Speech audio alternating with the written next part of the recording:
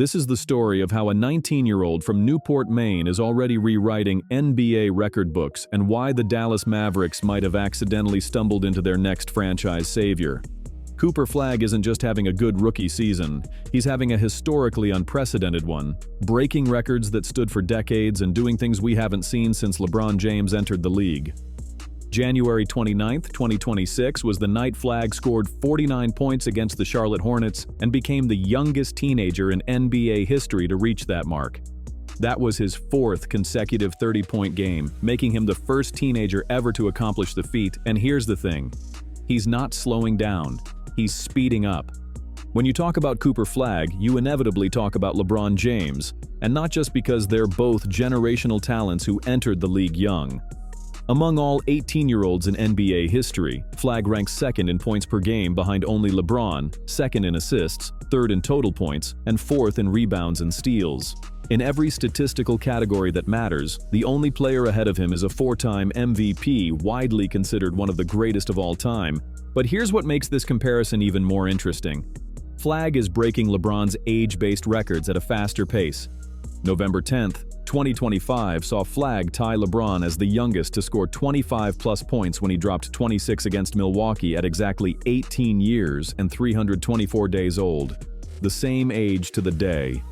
Then he started pulling ahead.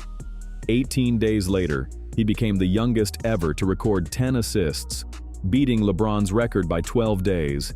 And the very next night, he scored 35 against the Clippers to break LeBron's record by 5 days. December 15th brought 42 points against Utah in overtime, which made Flagg the youngest to score 40 or more. And get this, he was 94 days younger than LeBron when he scored 41. That performance also broke LeBron's record for most points by an 18-year-old, which had been 37, and that's when things got historic. January 29th arrived and Flagg scored 49 points against Charlotte, the most ever by a teenager in NBA history. The previous record was 45, set back in 1980 by Cliff Robinson. LeBron never scored 49 as a teenager, nobody did until Flagg. 4 days later, Flagg became the first teenager ever to record 3 consecutive 30-point games, then he made it 4 straight. LeBron never did that either.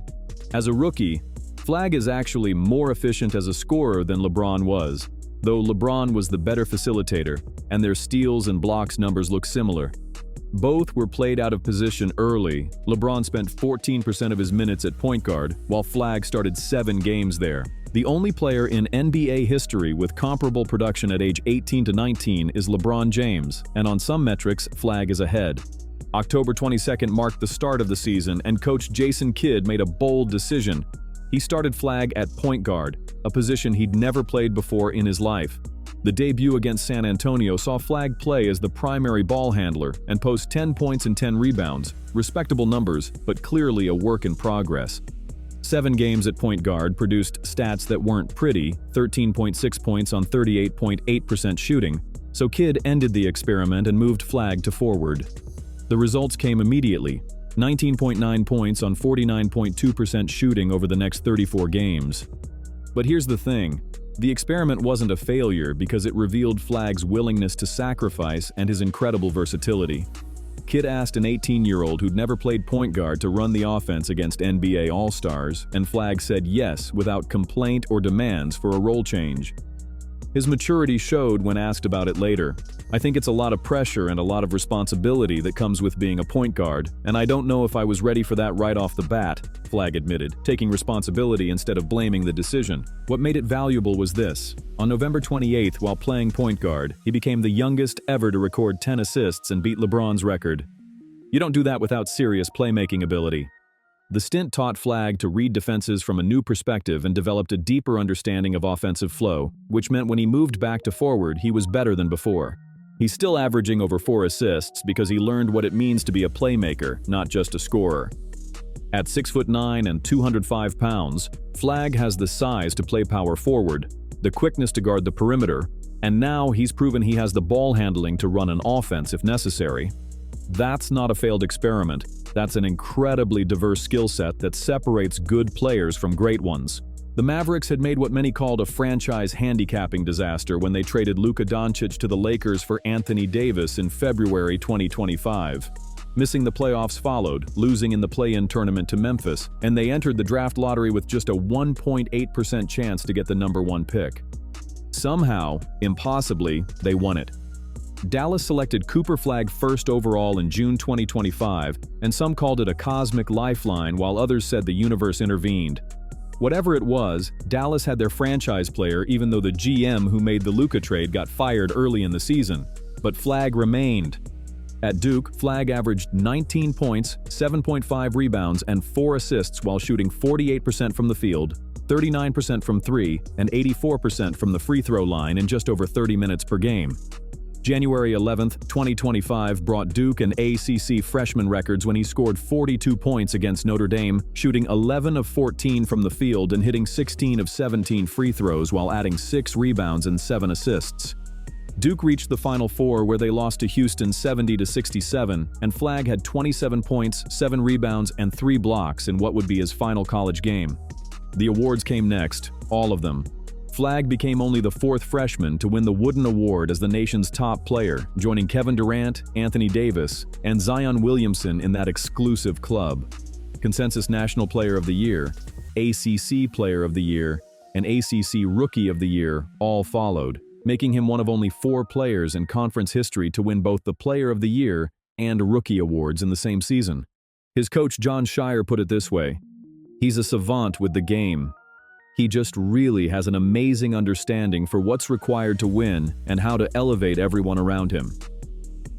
January 29th against Charlotte brought the eruption everyone will remember. 49 points on 20 of 29 shooting plus 10 rebounds. That broke the all-time teenage scoring record and shattered the Mavericks rookie record previously held at 42 by Mark Aguirre, whose jersey number 24 was being retired at halftime that very night. Flagg became the youngest ever to record 40 points and 10 rebounds in the same game, and the first rookie with 45-plus points and 10-plus rebounds since Blake Griffin pulled it off in January 2011. Coach Kidd's words after the game captured it: "You saw history.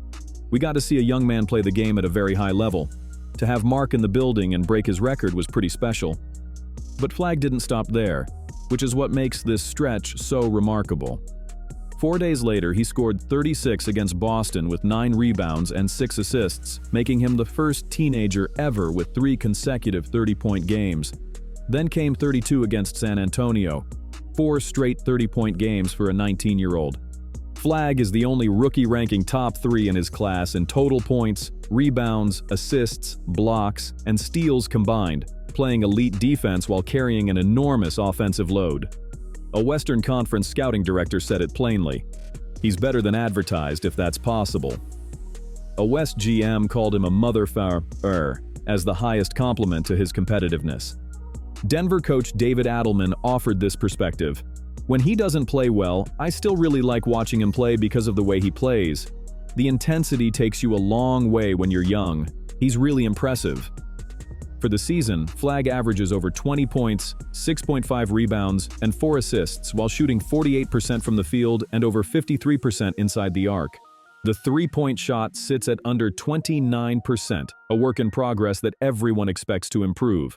Flagg has won Western Conference Rookie of the Month for October, November, December, and January, making him the betting favorite for Rookie of the Year. His main competition comes from his former Duke roommate, Con Knueppel, who was drafted 4th overall by Charlotte. Knueppel averages nearly 19 points while shooting over 43% from 3, and is on pace to shatter the rookie record for made three-pointers after winning Eastern Conference Rookie of the Month for all 4 months of the season. They're the first college teammates to win Rookie of the Month in the same month, and when they faced each other on January 29th, the night Flagg scored 49, Knueppel put up 34 points with 8 made threes. Together, they combined for 83 points, the most by opposing rookies since Tiny Archibald and Pete Maravich's 91 back in March 1971. After the game, Flagg's words showed what the friendship means. "We'll both be looking back on this night the rest of our lives," and he called Knueppel his brother for life. They play again March 3rd in Charlotte, a date worth circling. The Mavericks sit at 19-33, 12th in the Western Conference, and the truth is they're terrible right now. Anthony Davis has played only 20 games due to injuries, while Kyrie Irving has also been sidelined, leaving the team operating on 2 timelines, veterans and a teenager, and none of it is working. But that's almost beside the point because Flagg is playing 37 to 39 minutes in recent games, top 10 in the league despite being the youngest player in the NBA. The team is asking him to do everything, and he's responding.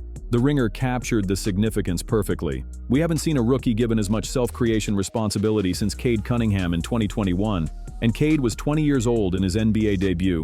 Cooper was 18, that's an important distinction.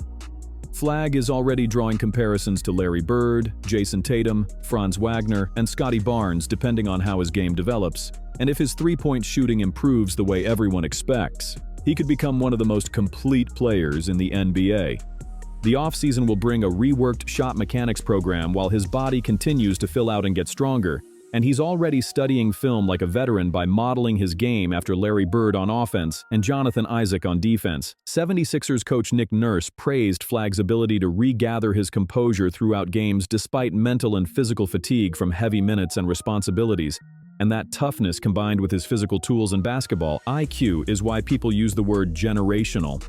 Dallas owns their 2026 draft pick, which means they could land another lottery pick to pair with Flagg and start building the right way.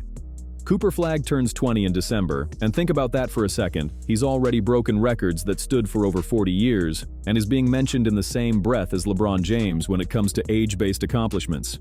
A West GM summed it up best when he said Flagg's greatest strength is his competitiveness, because everything else, the athleticism, the size, the skill, the basketball IQ, that's all there. But the competitive fire is what makes him special.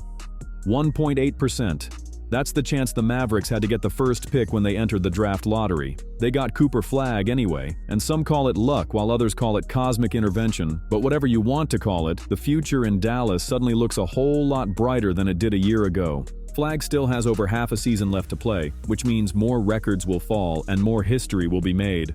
Somewhere in Newport, Maine, kids are watching one of their own prove that it doesn't matter where you come from. If you're good enough, the whole world will pay attention. This is just the beginning.